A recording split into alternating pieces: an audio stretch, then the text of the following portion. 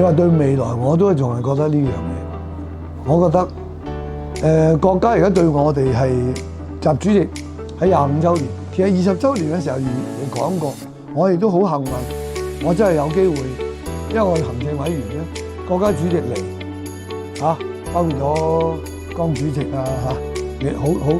錦濤主席佢哋過嚟嘅時間咧，我都可以喺有機會咧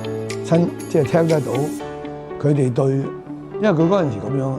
接見澳門各界人士，亦都會接見我哋特區管治班子嘅行政委員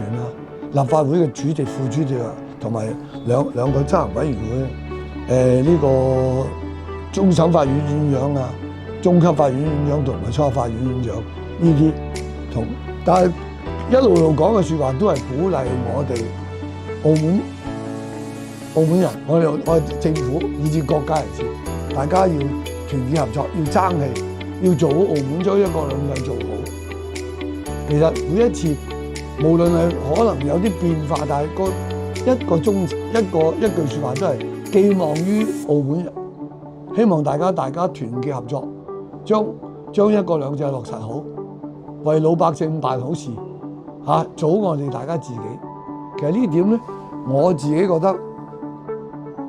冇變到。呢一次習主席過嚟，雖然我唔係作為政府人員，但係咧喺接見社會各界人士嘅時候咧，我亦都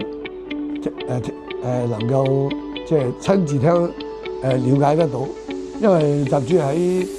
喺好多公開場合啲講話已經出晒嚟，都係一句話，寄希望於我哋澳門人喺應該真係落實好、實踐好一國兩制。當然喺呢個裏邊，唔係話你做好你自己事，仲寄希望於澳門人咧，為國家嘅我哋嘅